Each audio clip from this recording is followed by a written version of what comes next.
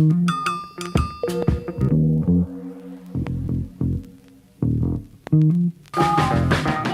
spent my whole damn life in the city. I could go for broke, but the capital is in me. I spent my whole damn life in the city. Anywhere I go, DC's coming with me. I spent my whole damn life in the city. I could go for broke, but the capital is in me. I spent my whole damn life in the city. Anywhere I go, DC's coming with me. I spent my whole damn life in the city. I could go for broke, but the capital is in me. Welcome, everyone, to District Divided, a DC sports podcast, more specifically a Washington Commanders podcast. I am Amit. That is my co-host, KDot. KDot, how are you doing today, sir? I am doing well, feeling vindicated in a lot of different ways today. But yeah, I'm feeling great, man. Got my Celsius, my official drink when I'm doing the ASOS, or not the ASOS, sorry, District Divided. Fucking up. Unbelievable. Fucking what up. Are we 20 seconds in? I was up late last night. I was watching some stuff, you know? I was getting caught up on some things. Sorry. Okay, yeah, I forgot you're the only one that does that. Today's topics. Yeah, why don't we go ahead and talk about that? Today's topics. I don't use cocaine to stay alive. Because one of them does provide vindication for KDOT. ESPN dropped an article on John Gruden and the 650,000 emails that were collected by the NFL from the Beth Wilkinson oral report. So not only was there an oral report, but also 650,000 emails to the NFL from the Washington Commanders through that investigation. So we're going to talk about that. But first, we are going to begin with Netflix quarterback series, which features Kirk Cousins, Patrick Mahomes, Marcus Mariota. But there are a couple moments with Kirk Cousins that directly involve the Washington Commanders. So we're going to talk about those moments. And at the end of this, we get to the Comment Mailbag, as we always do, as well as after the pod. KDot. Why don't we go ahead and begin with the Netflix series that I am currently locked out of because I'm not part of the household. However, I did see a couple clips and it does seem like a nice program. Why don't you go ahead and let me know what you saw in detail with Kirk Cousins, my favorite quarterback of all time. Well, I'll say they're going to be a two-pronged thing when it comes to this quarterback series, and that's one of the reasons I'm tired right now is I was up late watching it. I had to get caught up on It's Always Sunny in Philadelphia. That was a priority. The bowling episode, 10 out of 10. Fucking great. And then getting into NFL quarterback. I'm on episode 5, I think. So I'm like, I'm like halfway through. I think it's either 8 or 10 episodes, whatever. They just dropped the whole thing. They dropped the whole thing. It's the NFL's version of Drive to Survive. And I will tell you right now, I think it's fucking great. It is awesome. I know some people be calling it like junior Hard Knocks. I'm like, fuck off. This is better than Hard Knocks has given us in a while. Because it's giving us a full in-depth look at what it takes to be an NFL quarterback. And the thing is that the more you do podcasts like this, the more that people consume sports media in the sense of the talking heads and what their thoughts are on this guy or that guy or whatever, you start losing that personal touch when it comes to these NFL athletes. You stop looking at them as human beings to a certain degree. And I think we're all guilty of it to some point, right? You think about all the terrible things you said about Carson Wentz last year. Like, you cannot imagine you think of him as a human being when you're destroying him like that. Terrible things. It's okay. But go ahead. We're all guilty. You know, we're all guilty. Speaking of guilty, I can access Netflix from my laptop. I just realized it's just my TV that I can't. So looking forward to watching quarterback on Netflix. There you go. Why'd you go ahead and spoil some of it for me? Okay, so we're getting an in-depth look at the quarterbacks. Let's talk about Kirk Cousins.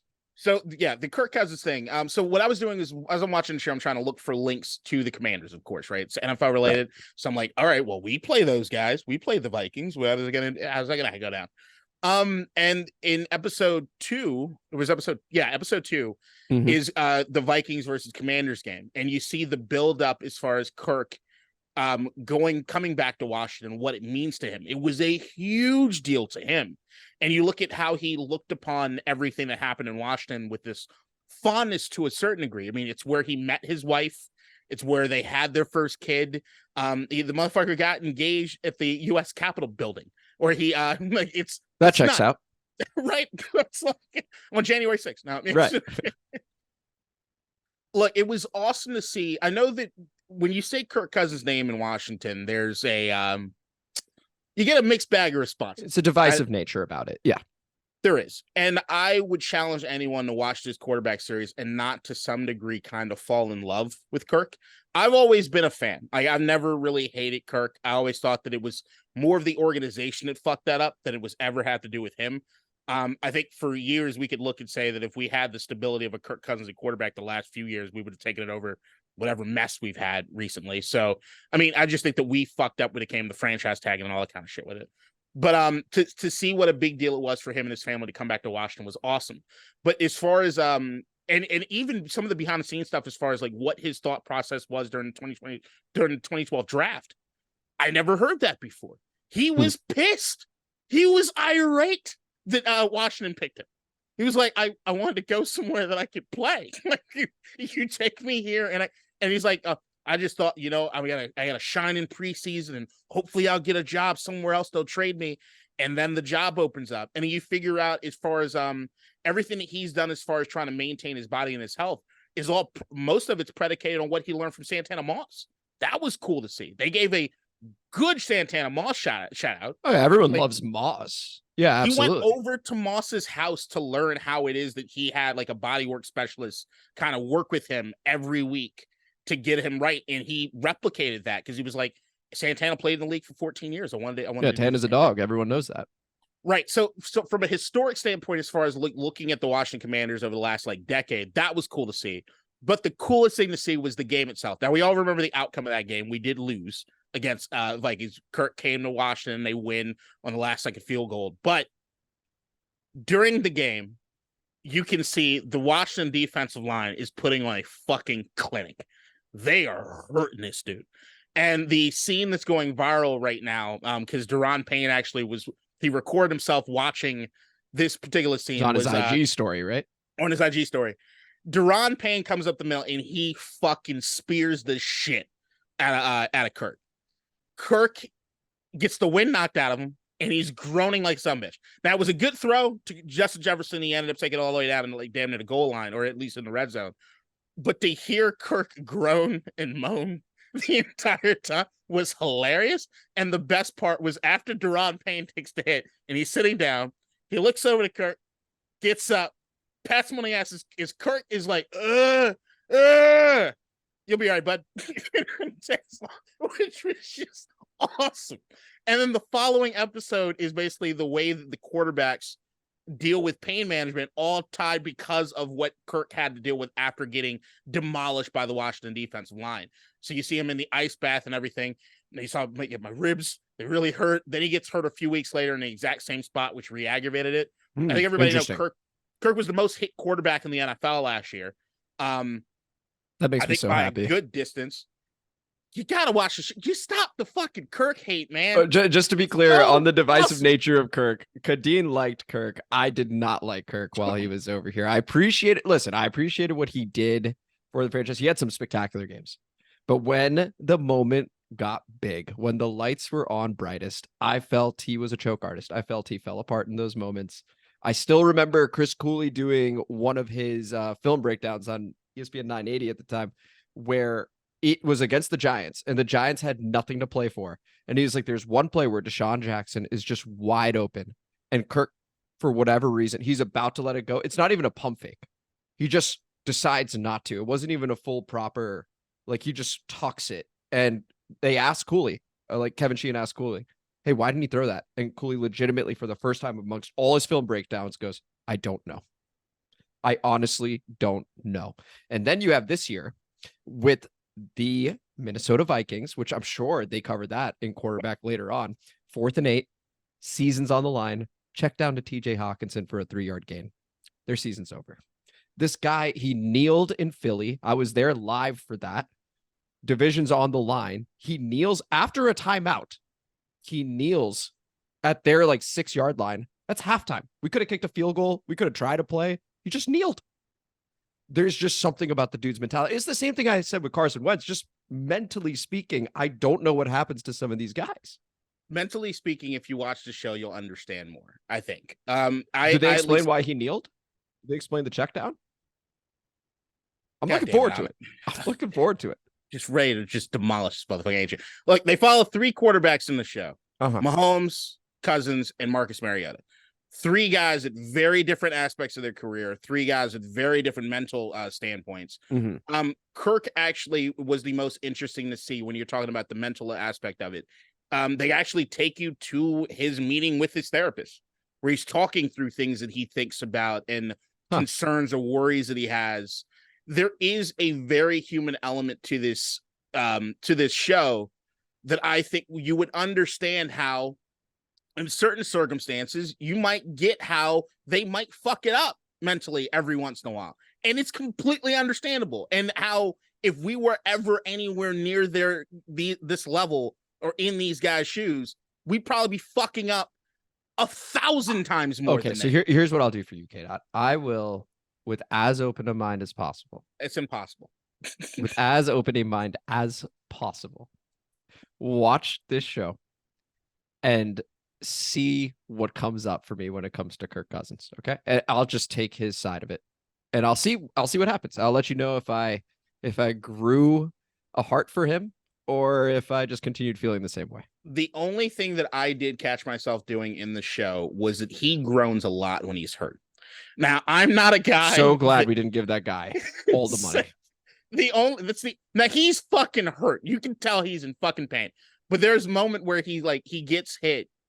And like Adam Thielen comes to him to ask him, like, hey, did you see what happened last? Like, what should we do? I don't fucking know, man. Or he doesn't curse because Kirk doesn't curse. Right. He's like, I don't know. He just doesn't want to talk to anybody because he's hurt. And he like throws a pick. Nice guy. And I'm like, so that's the thing. Is like, I watched that. I'm like, I get Kirk. I understand him. I understand that's a flaw. I understand you don't necessarily want that from your guy, but I get it. But in the same token, they also show Marcus Mariota fucking it up at every goddamn opportunity, and also Patrick Mahomes not being perfect. That's the other element of the show that I did want to talk about was the Mahomes of it all, and how that actually ties the Commanders. If I can, you may go ahead. So the number one, watching it from a Patrick Mahomes perspective, I did not know Mahomes talked this much smack. That does not surprise me. On the field, this motherfucker is a. Do you dog. see the taunting stuff he does? Like he's constantly pointing, like puts the ball out. He's playing it up, dude. He's Steph of the NFL. But like it was a week 1, week 2 where he throws like that insane like no look after he like jukes jabs on the sideline and then throws a touchdown. Yeah. And he's just, I'm like that. He's just looking, I'm like that. I'm that guy. I'm like that. I'm him. I'm that guy. I'm like that. It was just like, goddamn, son. Or him and Max Crosby for the fucking Raiders, and their back and forth was I bet that's so electric TV too. But in the same token, you also see that he tries to compliment defensive linemen as much as possible, so they don't put something extra on the hit. So he's like, Aaron Donald, yo, dude, that was great, man. Great rush. Awesome Andrew Luck did that all the time, except he genuinely meant it. And it really upset defensive linemen. They were like, stop being so nice to me. I'm trying to kill you. That's Mahomes of it all. But all right, so the Mahomes Commanders thing. Right. I remember when we were talking about Eric Bieniemy and the first hiring, and I told you that one of the things that I was on the fence about, and I almost felt sorry that I was doing, was there was an element of Eric Bieniemy that I always thought, and I actually listened to an old podcast that I did when I was on another podcast when we were discussing why Eric Bieniemy didn't have a head coaching gig. And the vibe that I got, there was also the sideline thing that happened between Bieniemy and Mahomes that like caught a little bit of news, but then the Chiefs did a good job. Competition. Yeah. And I was listening to the podcast, and what I said was that it looked like Patrick Mahomes was a father really upset that the 30-something-year-old kid and Eric Bieniemy won't just fucking leave the house and go do something else. Like we don't want him here anymore. There's a take. And I was wondering how much that was like media driven compared to how much that was, because I'm trying to give Eric Bieniemy the benefit of the doubt. I will say so far through this quarterback series, it has me questioning even more how much Eric Bieniemy was actually involved in this, in anything that was happening in Kansas City. Okay. He's not featured like at all. I never see him talking to Mahomes. I never see him talking to Reed. Every time that I see Bieniemy, he's sort of in the background, just holding a clipboard. Okay. Not really interacting with anything. And Sorry. No, And that concerns me at least to some degree, because like you can see Mahomes on the sideline talking to Matt Nagy, who's a quarterback's coach. You can see him talking to Andy Reid the entire time. You also see that a lot of what it is they do in Kansas City, which I know some people have known, but I didn't know to this extent, in training camp and in practice, Reid will actually give the team time to come up with their own plays. And they'll smart. Yeah. It's great. And the team comes but when up you're with Andy Reid, it's smart. If you're somebody else and you're unproven, it's like, okay, maybe you just don't know what you're doing. You see what I'm saying? But right. But the amount of plays that they actually get into game where he's doing whatever they're doing, backyard scripted shit that just the players have come up with, was very, very interesting. But it's like you can tell that Reid is very, very involved in what's happening with the offense. I can tell that Matt Nagy is very, very involved with what comes to Patrick Mahomes. I can't so far in this quarterback series and know what the fuck Eric Bieniemy's there for. I have no idea. So things that come to mind for me, KDot, just to play devil's advocate, is who gets final cut on this, right? Who do they choose to feature, right? Because one of the things I also think about is Hard Knocks, for example, with the Detroit Lions. You never hear from Jared Goff, ever. He's just one of those quiet guys. There are very few scenes, if you think about it, where Jared Goff is actually speaking.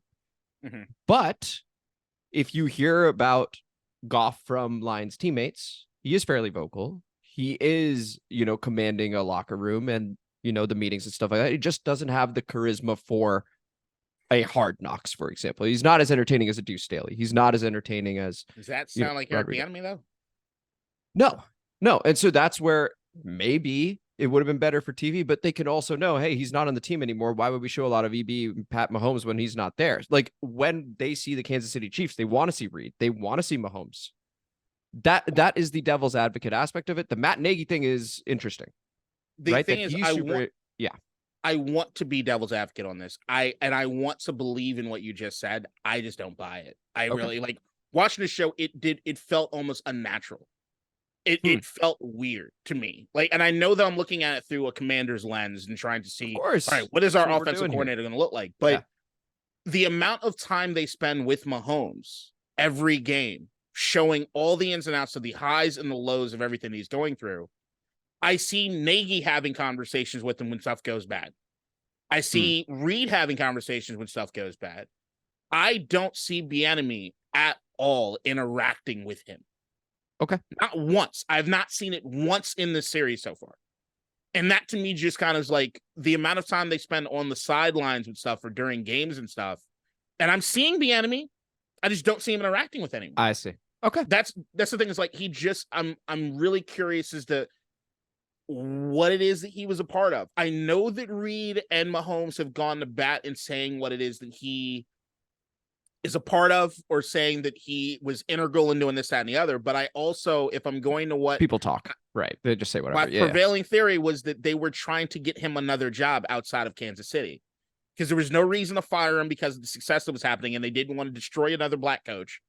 I just don't think that it was something that he fit what it is they're doing. And here's this fact also, which is that Nagy was in Kansas City before he took the job in Chicago and then came back. So there could also be chemistry between Reid and Nagy and Mahomes. There definitely is. And you would hope Bieniemy is a part of it as well, but there's no guarantee of that. But that's the thing is like when you hear Mahomes saying how he was always a voice in the locker room, making sure that this, that, and like the way then that they you're hype going, him up, I'm not seeing that. I don't see him doing anything. Like, it's like, now here's the thing. Once again, I'm not done with the series. And I know that one of the biggest Eric Bieniemy things is we all know Kansas City ends up winning the Super Bowl.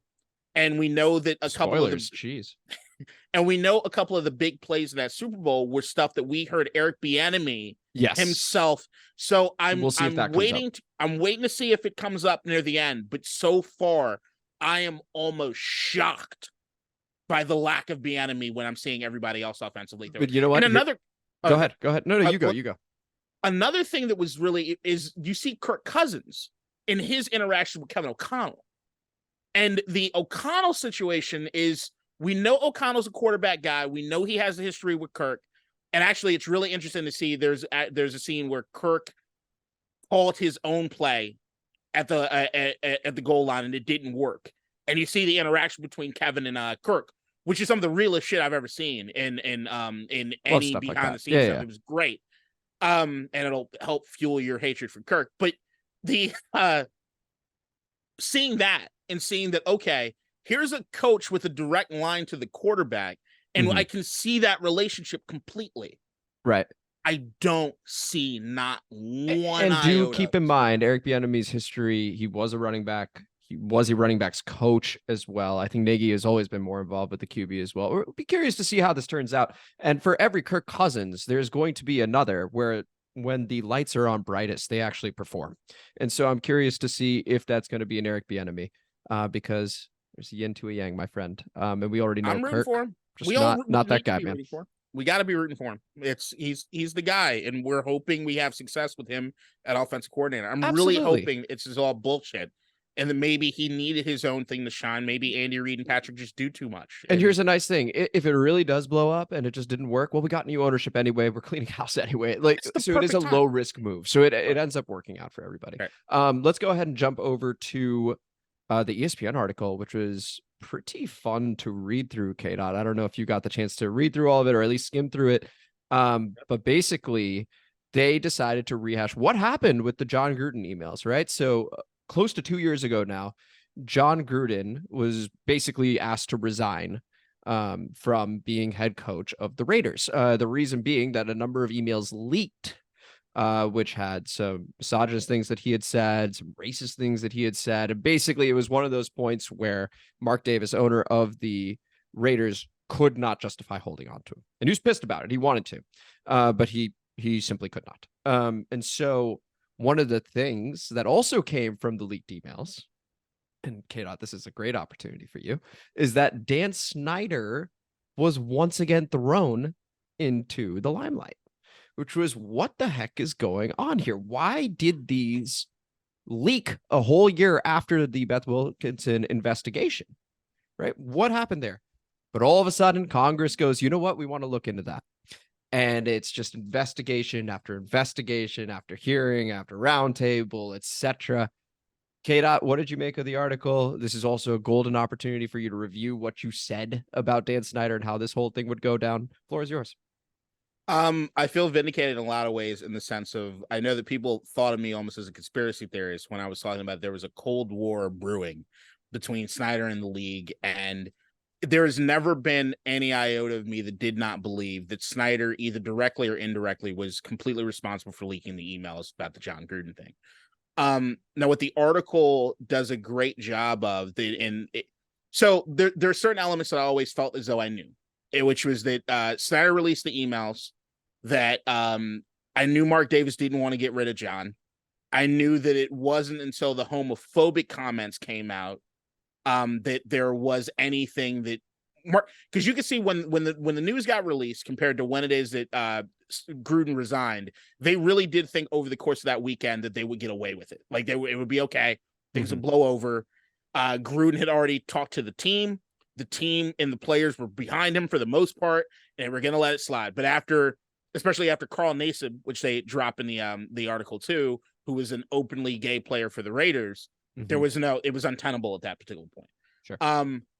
But then you could totally see that there was a triangle war sort of happening between Snyder, the league, and Davis.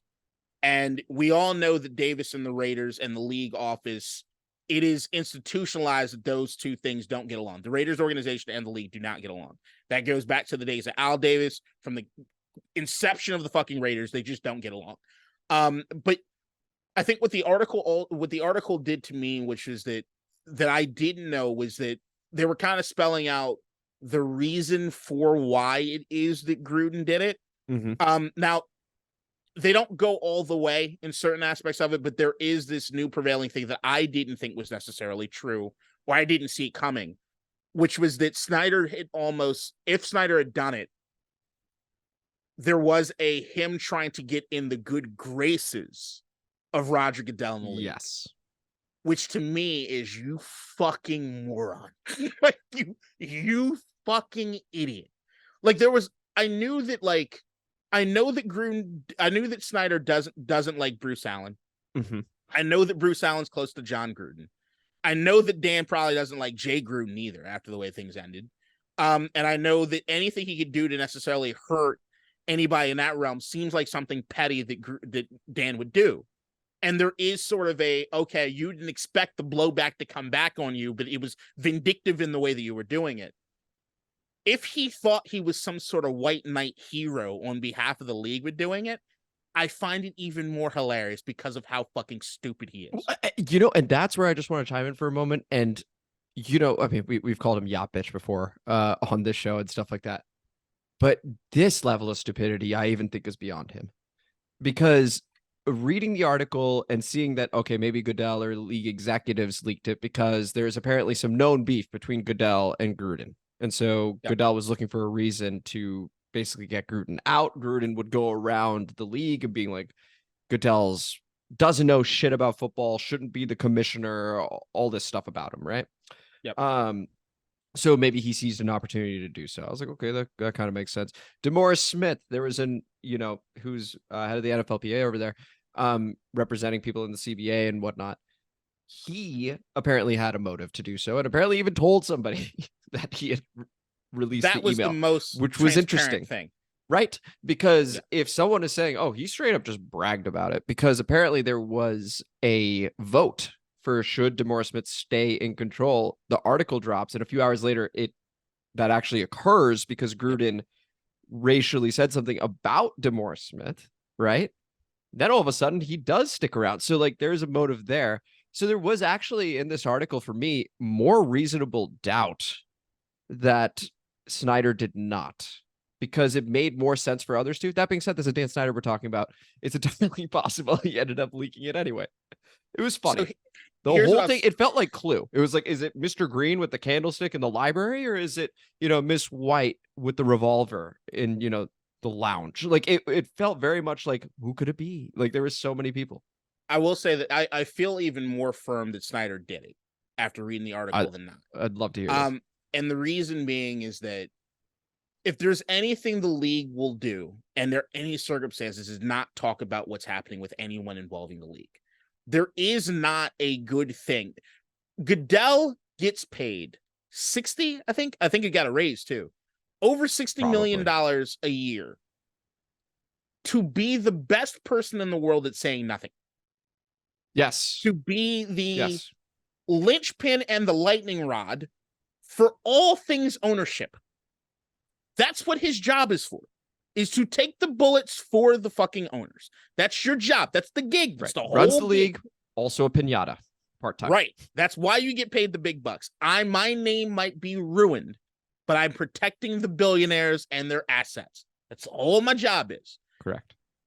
There is under no circumstances at that particular point in time that I think the league would have thought it was in their best interest to release anything as far as any emails involving Snyder, involving them, involving any of it. Because everything was going to blow back on them, regardless of how it is that it went. Like, no one was going to stop there. They were going to continue to dig. The only way that it would have made sense for the NFL, this is the NFL side of things, to release these emails is if Goodell knew something that Gruden was about to do that would have greatly affected Goodell's standing as commissioner. Other than that, I don't see it.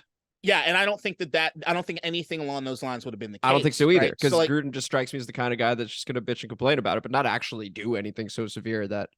No, maybe he's doing it now. The lawsuits. Well, now he is because he lost his career. Yeah. But that's the thing is like what we knew, Gruden was not going to sit down and take it if he was going to be the scapegoat for this.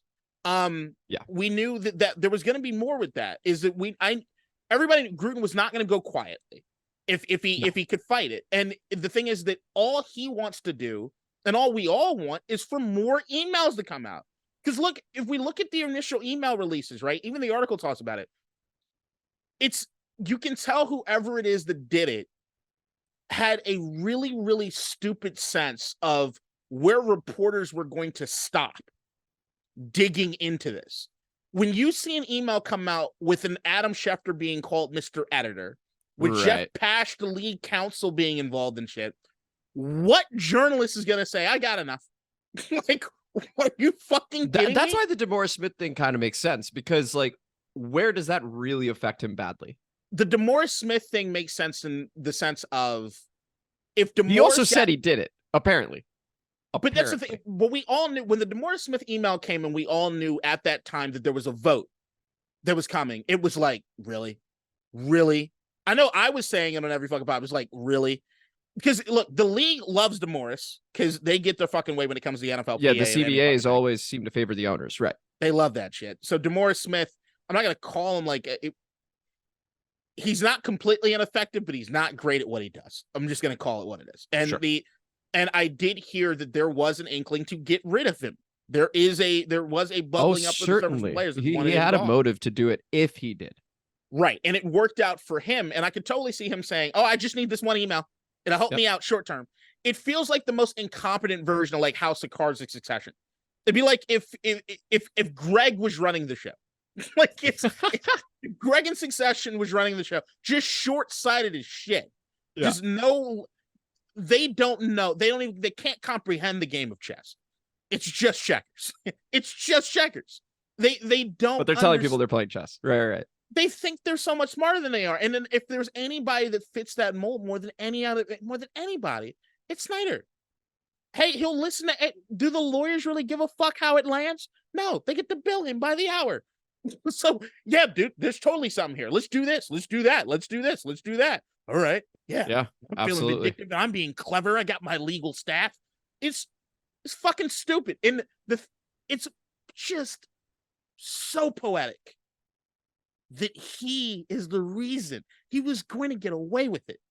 He was going to get away with it. He had gotten away with it. And the only thing in the article I didn't think did a good enough job on, and I'm still prevailing with my theory, is the litmus, when they, in the article, they talk about basically when the league is basically casting Snyder out.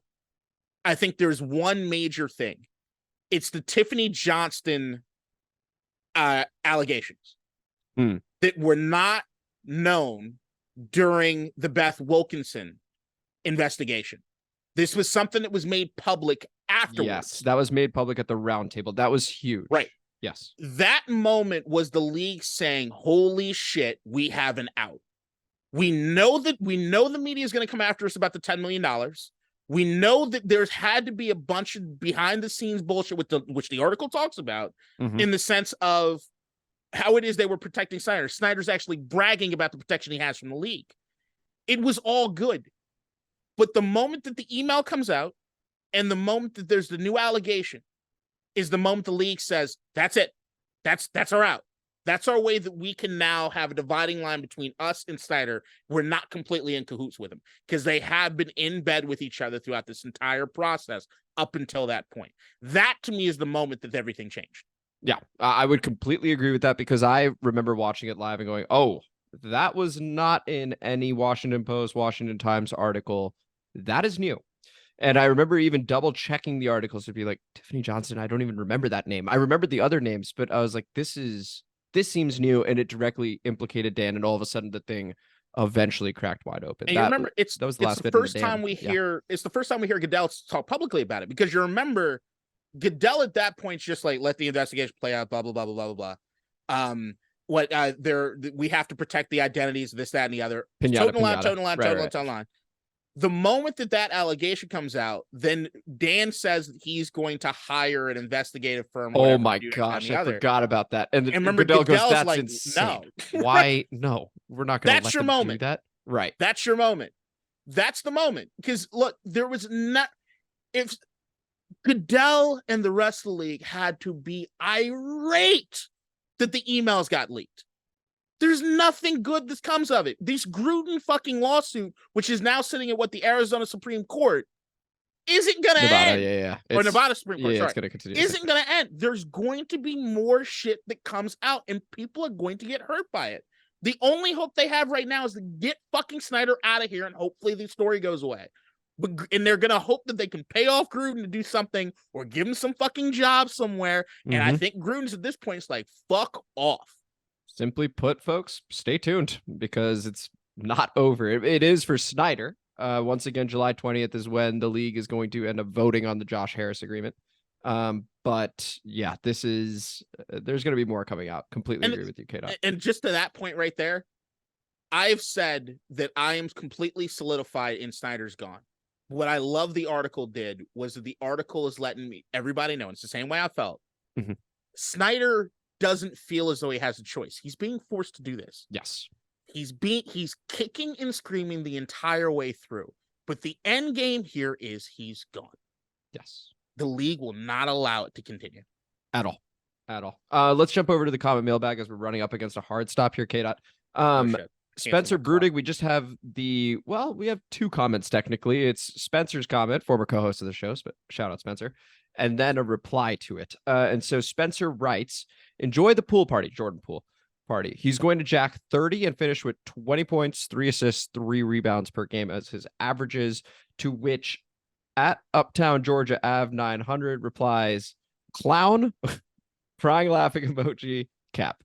So it seems as though he disagrees with Spencer on that comment. And actually, I will also go ahead and disagree with Spencer because I do think Jordan Poole has tremendous opportunity here to average a heck of a lot more than 20 points per game. A lot of actually, even Paul George has talked about, and we mentioned this in the last episode, Paul George talked about Jordan Poole being one of those guys that is behind so many superstars and your Clay, your Steph, etc., that if he gets an opportunity to shine, he believes he can thrive. I see a little smile on your face, though, KDot. Go ahead. I only disagree with Spencer because I think it's 40 shots a game. The Love it. Look, here's the thing. Jordan Poole has to prove it. Jordan Poole was a great six man on a Warriors team that was pretty stacked and could play defense at one point, outside of Draymond Green by himself. What he did this last year is, hey boy, it might be gone. Draymond might have smacked the talent out that motherfucker. Now that being said, here is, like you said, an opportunity for him to show what he is, right? Right now, to me, and I want to be proven wrong badly. Yeah. This feels like when we gave the keys to Bradley Beal, which is Bradley Beal's numbers were inflated because of volume. That's exactly right. That's what's going to happen. That's not enough. So, now, and once again, we don't think we're contenders or anything right now, right? And to be clear, the keys are not with Jordan Poole. They're with no one in this franchise other than Michael Winger and Will Dawkins. Those moves were made so that the keys were not given to a player. The only thing I'd say about that is the biggest contract. But bingo. That's not. Those aren't the keys. Just to be clear. It's a lot of power, though. Like, if Jordan Poole goes out there and is jacking 40 fucking shots a game, he'll get benched. He's shooting at fucking 20-something. You're going to bench all that money? And then absolutely. We just traded for it. We literally got a first-round pick to take it on. We got the younger player by 15 years and a first-round pick because everyone acknowledges it's not a good deal. I understand. I just... Right. When is the out on that? The out is in 3 years. But it's also like you need to pay somebody because you need to hit the 90% salary cap floor. Agreed. So it but ends what I up don't want out. it to be is something is along the. It's not as bad as the Beal contract. It's not as bad as the not nearly as bad. Yeah. But it becomes the Kyle Kuzma part of this with him coming back is the only thing to me that changes a little bit as far as what timelines are supposed to be or what the team itself is supposed to be. So I don't know. And if we end up being that some of the young guys actually play really well and we're like, holy shit, we're better than we ever thought we could be.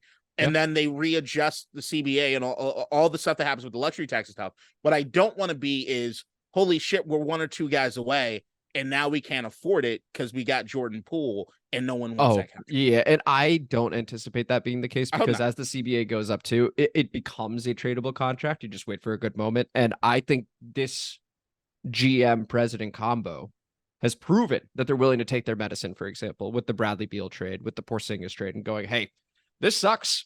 We're going to get some flack for it, but we have to do something. We're either going for it or we're rebuilding. We're choosing to rebuild. So I do think that if Jordan Poole starts playing very well and we find ourselves in like the 10-11 spot, maybe competing for a play-in, I don't think they're prioritizing a play-in. I think they go ahead and say, hey, let's just trade into a contender. Let's continue to rack up more picks and continue telling people, hey, it's about the future. It's not about the now. I think that's probably that is probably the most salient point. And that what new leadership has shown that they're willing to do. Correct. I still think I'm looking at things through the prism of what this front office has looked like the last 15 years. Fair enough. And I don't think anyone should, I don't fault you for that. And I don't think anybody else would either.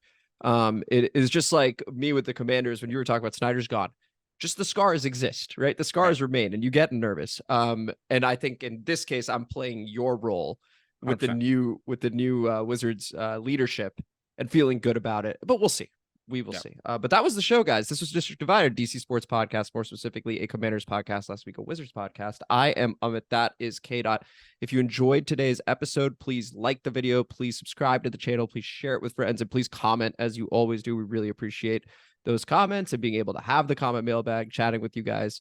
And yeah, until next week, take it easy after the pod begins right now and is going to end in about 2 minutes here, KDot. I mean, we're on the hard stop.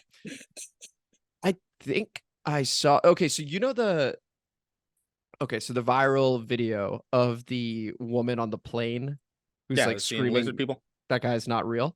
Pretty sure I saw someone like that on the metro. It was so weird. I was on the metro on my way to work, and I don't know what it was, but I saw this guy who's wearing a safari hat, and like his pupils looked a little strange, and like he like looked at the metro map and then sat back down and was like head down, muttering to himself, that his eyes were like real wide. So he was probably just a weird dude, but like there was something in me that was like, I'm not sure homie's real. He's real. I'm not sure homie's human. She might be on something. And if I'm not here next week, you know it's real. You watching Secret Invasion? Was he a Skrull? Dude, I don't know. I'm just telling you there is a sense about it. I may even have to cut this part just for my own protection, KDot. I don't know. It could be watching. Godspeed. In mental illness is real, people. And, as someone who schizophrenia runs in my family, going through it, man. Schizophrenia runs in my family, and I know that you're supposed to look for it. I was always trying to look for it up until the age of like 27. So I was constantly in fear of being schizophrenic until I finally reached. You never really develop it at this point. I know I'm fucking batshit. I talk to myself quite a lot out loud, but it's not talking to yourself that's batshit, my friend. That's fine. It was just the way. It was just the way in which it was occurring. I'm just saying that overall, mental illness is a thing. It develops and it manifests in very different ways. And the pandemic was hard on all of us. It was. And some went to alcohol to try to curb or solve some things. Here we go. Others went to cocaine, and I can't imagine that would help necessarily someone's mental state, especially with that fentanyl out there and everything. So I'm just this is a PSA to everyone that even hosts of a great podcast like Dish Divided can suffer and hurt sometimes, and we need to make sure that we know that everyone knows that we love and support them and wish them the best. And if they do need help and they see lizard people, that they should just call a brother, and they'll help walk them down off. And I would say, why don't you go ahead and drop in the comment mailbag your experiences with lizard people, because maybe I'd rather you not. I'd rather you go. I want you guys to feel empowered. BetterHelp.com or the District Divided comment section, and we can talk about it together. Or yeah, you can drink as well. All right, we gotta go. See you. In DC, we're just hoping that you listen.